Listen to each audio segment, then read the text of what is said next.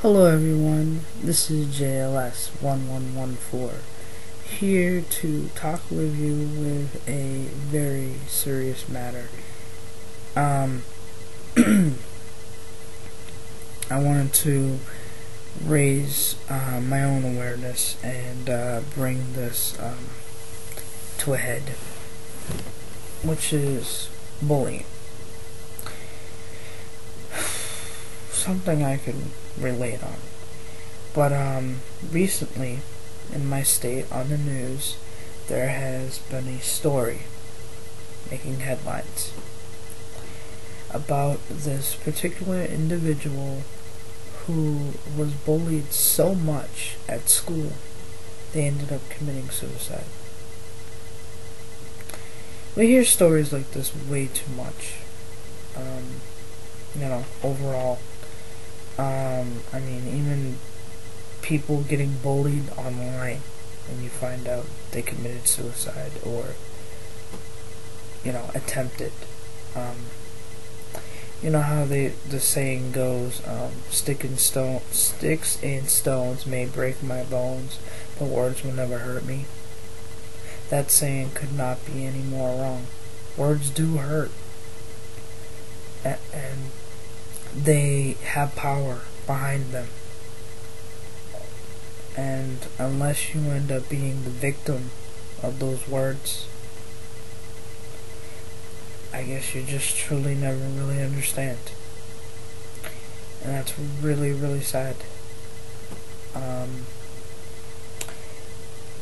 I myself and a lot of people who are disabled.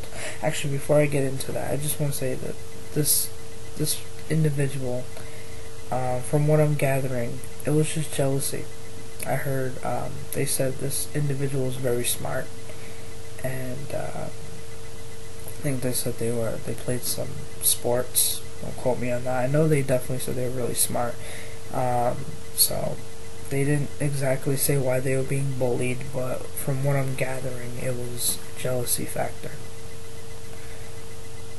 But going forward now, with me, a lot of people, 9 times out of 10, if you have a disability, you experience bullying, and I did, mentally and physically.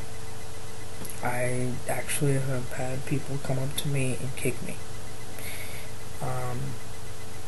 I've had people steal things from me. I have had people just say a whole bunch, a lot of mean things to me.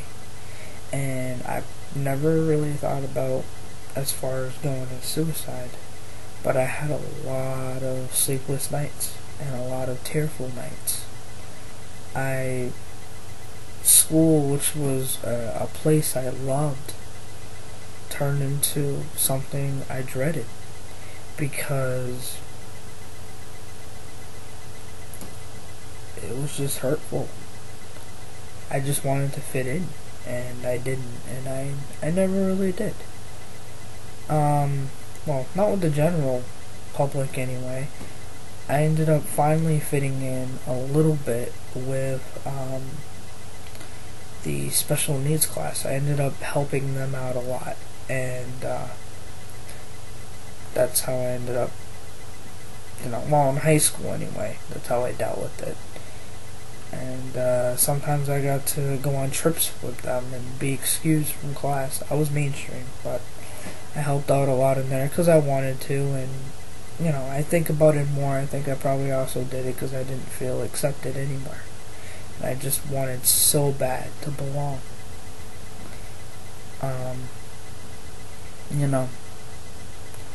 It's hard, we may be disabled, but we want able bodies as friends too. We want to fit in. And some people, it's just so much they just cannot deal with it. You really need to think before you say. You really do. But anyway, let me just see about time here. Okay, good. But now, the going back to the story that I was telling you about on the news, they're trying to figure out the school, what can they do about this? How can they avoid from anything like this happening again to anybody else? They want to, well, the school's not really, the parents are. The school, a lot of the parents are frustrated because the school is not really doing anything about it, and parents want action for their kids who go to that school, and action definitely needs to be taken, and not just there. I mean, this has happened at other schools, worldwide, and I still feel yet anything to really be in place, in my opinion, to really address these issues, and that's a real problem. But I was talking briefly with RML695. I wanted his suggestion before I did this video, and him and I were thinking along the same lines, which is what we feel needs to be done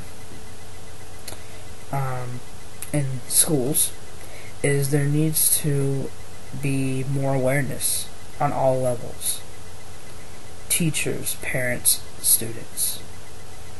That's what he was saying, and I'm gonna go one step further of how we go about doing this.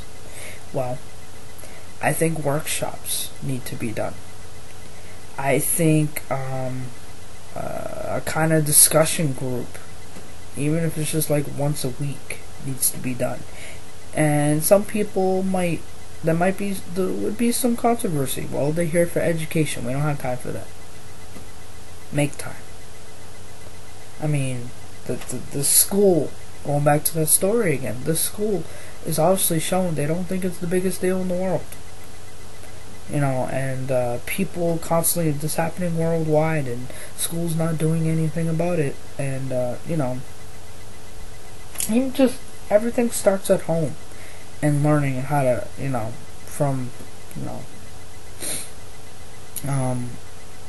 parents need to teach their kids.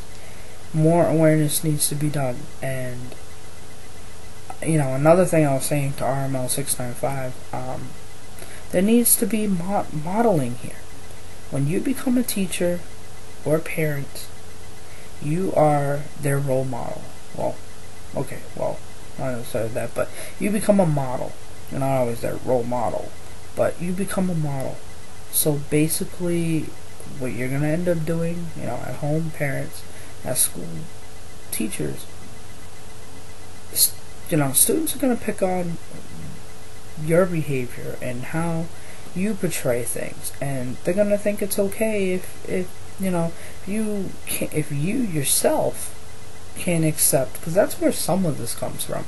Not all of it, but that's where some of it comes from. At home, what these kids are seeing and how their parents react to certain people, and then getting enforced even more at school with the teachers.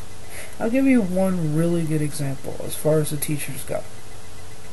I recently worked at an autistic internship of autistic children, and basically, in a nutshell, because I'm running out of time, they basically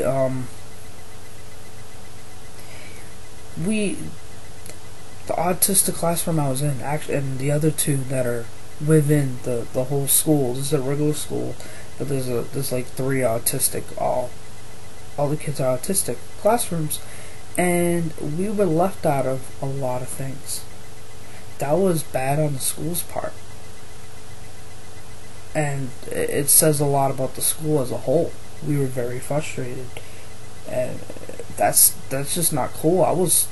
We were outraged. We went anyway and fought back, but stuff like that, I mean, how do you ever expect this stuff to stop?